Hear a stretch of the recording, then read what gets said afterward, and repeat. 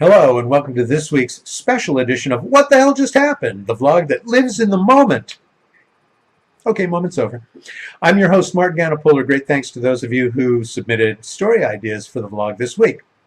I'll do my best to make some sense of them. To wit, let us begin yet again back east. And what the hell just happened there? This week, we had the trifecta of court filings for Flynn, Cohen, and Manafort. Sounds like a law firm from hell. I'll talk about the latter two next week, but today, let's analyze the special counsel's highly redacted guideline memo for former NSC advisor Michael Flynn. Just to remind you, Flynn was convicted of lying to the FBI numerous times about his connection to both the Russians and the Turks. Each of these convictions could literally mean years in prison. Yet the voluminous memo, which had more blackouts than Puerto Rico since Hurricane Maria, suggested very little to no jail time for Flynn. Why is this, you ask? Well, do you remember Salvatore Sammy the Bull Gravano, the mafia hitman who worked for Capo John the Teflon Don Gotti in the 1970s? Though Sammy confessed to 19 murders, he only served 5 years in prison. The reason for this leniency was that he testified against Gotti and others to help bring down one of the biggest organized crime organizations in American history. The Flynn sentencing memo suggests that in his 19 interviews with Mueller, he's furnished important facts that'll bring down President Teflon Don.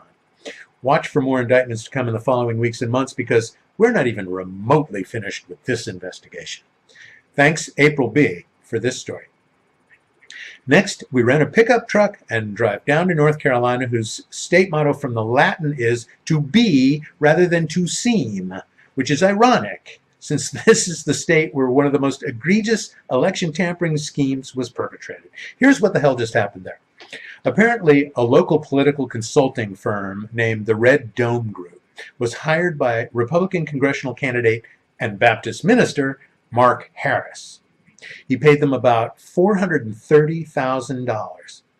Now, Red Dome hired an independent operative named McCrae Dowless for a lot less than they were paid.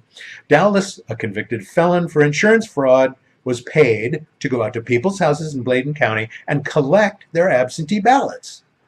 This, by the way, is illegal in North Carolina. He even offered to fill out them ballots for folks. That's what kind of a nice guy he is. But then he turned in only about half of the ballots he collected, around 684 of 1,341 total ballots. And guess what? The Reverend Mr. Harris was elected by 905 votes district-wide. Let's see, that's add 300, carry the 1, subtract 600. Yep, it's a felony. Praise the Lord and pass the absentee ballots. As a result of these criminal shenanigans, Harris's Democratic opponent, Dan McCready, has retracted his concession in this race. By the way, this was not Dallas's first absentee roundup. In 2016, he helped the candidate for sheriff of the county squeak to victory using the same strategy. Today, that sheriff may be arresting him for this crime. I love irony. Thanks to Charlie W., who brought this story to our attention. Let's jump back in the truck and try not to be late to the George H.W. Bush funeral, unlike our current president who made a grand entrance and was last to be seated. At this memorial service, every living president and one dead one were present. No matter what you thought of 41, as he was called, he was the head of state, and burying him is a solemn occasion. Hence the august presence of so many dignitaries. Many kind words were spoken in his behalf, many prayers were read, hymns were sung.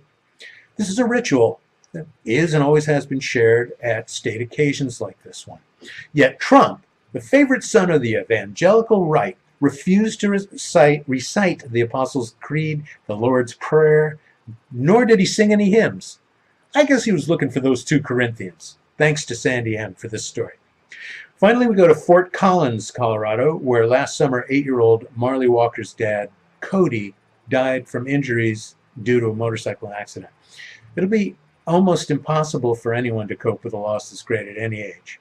Marley, of course, was devastated, but nurse Retha Blumenthal tried to console Marley by giving her a stuffed toy.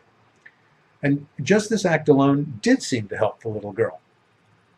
So last month, Marley launched a campaign in her dad's name to try to help other kids who suffered trauma and loss. She calls it Stuffies for Emergencies. Her goal was to collect 500 stuffed animals for the kids who come to Powder Valley Hospital in Fort Collins.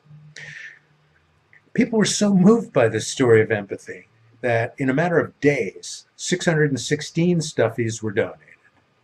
So it seems that Marley will be helping lots of kids in the days to come. Even an 8-year-old knows that you get a lot more by giving than receiving. Thanks for helping me write this week's episode of What the Hell Just Happened. I wish there were time for all the suggested stories, but there's always next week. Bye for now.